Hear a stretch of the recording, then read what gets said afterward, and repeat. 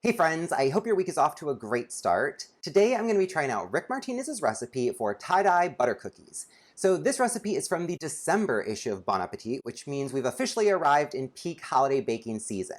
And with all of the great looking cookie recipes in this month's magazine, I'm going to be doing a few extra videos this month as I test my way through them. Be sure to click subscribe and hit the notification bell, that way you won't miss out on any of the action.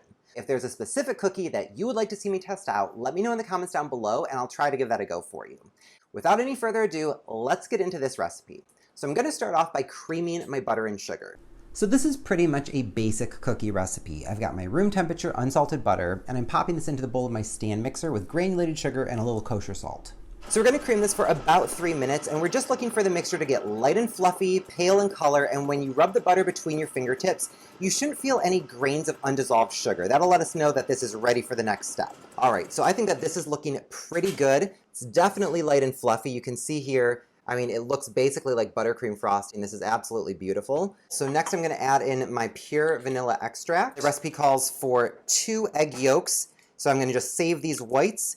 I'll use those for an omelet or something else. With the egg and the vanilla added, we're now just going to mix this for about a minute just to get everything incorporated. You don't want to see any streaks of the vanilla or streaks of egg yolk remaining.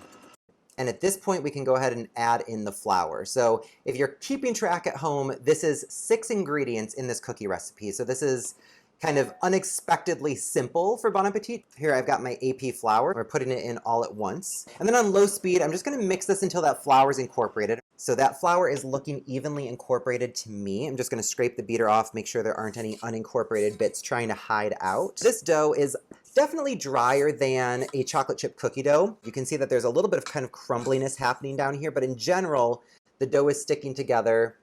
It's a little bit sticky to the touch. Now with the dough all mixed together, we can go ahead and get this rolled out to about 1/4 inch. Cool, so you can see it's a little bit crumbly, but it still is kind of, it wants to hold together into one ball. And what I like to do is actually stack 2 sheets of parchment paper on top of each other, lean into it and kind of hold the paper in place, and then roll it from the center out to the edges. And sometimes you'll have the dough try to escape on the end, so what I do is just scoop that up, drop it back into the bowl, and maybe we'll have to roll out a second sheet of parchment paper. And so what you can do with these bits that are trying to escape is use them to kind of fill in any of those gaps to kind of maximize the amount of dough that you've got on your piece of parchment. Cool, so this is a nice even layer. You can see that I used my little measuring bands on my rolling pins. I'm going to pop this into the refrigerator for about 10 minutes, just long enough to let that butter start to firm up. It makes it a lot easier to cut out the shapes and put them onto the baking sheet without getting them all deformed.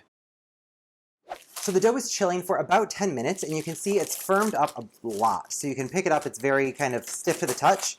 So what I like to do is just peel off the back layer, flip it over, and peel off the front layer, and that way you can just make sure that nothing is sticking. I personally don't like to use a bunch of extra flour when I'm rolling out cookie dough. I think biting into flour is just not a great eating experience, so I try to avoid it whenever possible. I do flour my cookie cutters just to kind of have an extra insurance policy against sticking. And when the dough is cold, it normally will lift just straight out. If you have anything that doesn't lift out neatly, you can always bring in your offset spatula, and that'll just help you kind of transfer it to the baking sheet. Now the shapes you use really don't matter too much. The one thing you do want to be mindful of is that your cookies are all approximately the same size. So my cookies are all roughly 2-inch cookies, which is what the recipe calls for. If you use cookies that are a little bit bigger, they'll take a little bit more time to bake. If you use cookies that are smaller, they'll bake a little bit faster. If you want to mix sizes of cookie cutters, that's totally okay. You just want to keep all the same sizes on a baking tray together. So bake your smalls together, bake your mediums together, etc. And so I'm trying to get my shapes as close together as possible so I'm not having a bunch of scraps. You can re-roll the scraps, so that's not a concern of wasting. However, each time you roll it, it can get a little bit tougher. So I've got my first tray of cookies all cut out. I'm going to pop these into my preheated 350-degree oven until they're fully cooked. So that'll be about 10 to 15 minutes. I'm looking for the edges to just start to pick up a little bit of golden brown color. And I'm going to rotate these front to back at the halfway point. Alright, so it was 12 minutes exactly, and my cookies are just starting to pick up a little bit of color around the edges. I'm going to pop in my second tray of cookies and bake this for 12 minutes too. So once the second tray is done baking, I'm going to let both trays cool completely, and then we'll move on to decorating. So the cookies have cooled, and now I'm ready to make the glaze. And the recipe says to make 2 separate batches of glaze, measuring out the powdered sugar and the milk separately. However, that feels like a lot of extra work when you could just do one big batch and then divide it. So that's what I'm going to do here. I've got my full quantity of powdered sugar and kosher salt. I'm going to now add to it my whole milk. This is the full 6 tablespoons. And this is just a really basic confectionery glaze. This is what we used on the donuts that Chris Morocco made. So it's kind of the same idea here. And I think I like the consistency of this, kind of loose and runny. I don't see any lumps remaining here. So I'm actually going to split this into 3 different portions. I'm going to keep a third of it white and then do pink and blue. And I think that way I'll be able to have like a 3-color cookie if I want to. I think having only colors might feel a little bit overwhelming. So this way it'll give me a little bit more flexibility. So when it comes to food coloring, this is kind of a new situation for me. I've never used these powdered food colorings. The recipe explicitly called for plant-based powdered food coloring. So I found these on Amazon. They had good reviews. And I'm just going to do a teaspoon of the powder color in here. Ooh, it smells. Yikes. Hopefully it doesn't have the same taste as it smells. That's very unpleasant. This is very gray. Okay, wait, maybe it's getting more blue. Okay, wait, I think we're getting somewhere. I'm going to add a little more milk to this. I think with all that powder in there, it was just getting a little bit too thick. And this is starting to take on a blue color. Still has a little bit of a smell. Now for the pink. This one has a little bit of a smell too. I'm actually going to add a little extra pink. I don't think that the color intensity is the same. The pink one seems a little bit more mild, so I'm just going to put another kind of half teaspoon in there. And I will add a little bit more milk as well.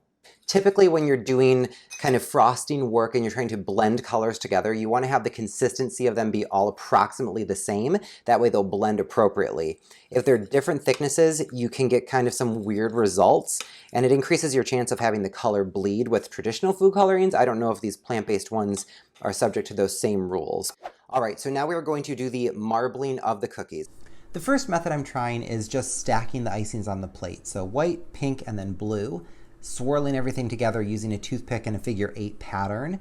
The end result for this method left a little bit to be desired. I didn't think that the colors really popped very much, and it didn't have that tie-dye aesthetic that I was going for, so I didn't try this one again. If you're unhappy with the glaze on any of your cookies, you can wipe it off using a clean paper towel, let the cookie dry for about 5 minutes, and then re-glaze the cookie. For the purpose of this video, I wanted to try as many techniques as possible, knowing that some would work and some would not work, so that I could let you know what my preference was. So I didn't wipe any of my cookies off. Ooh, that one's kind of nice. Oh. Wondering if a twist kind of helps it or if it hurts it. Yeah, twisting the cookie gives you kind of a muddled, like blurry look. I don't think I really like that aesthetic.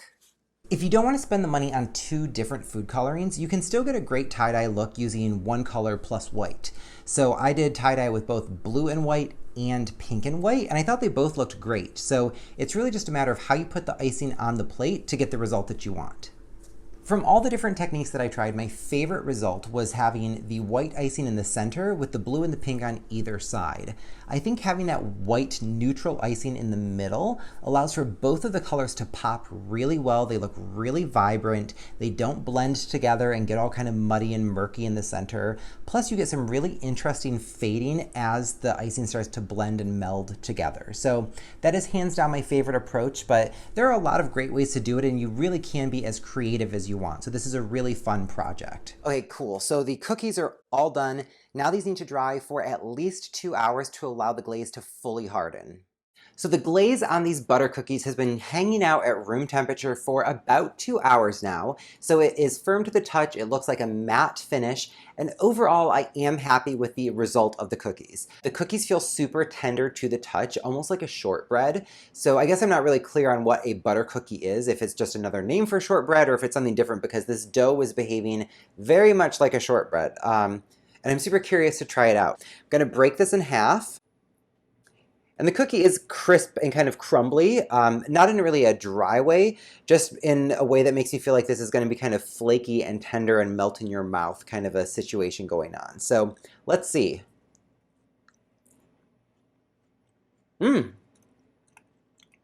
Very crispy.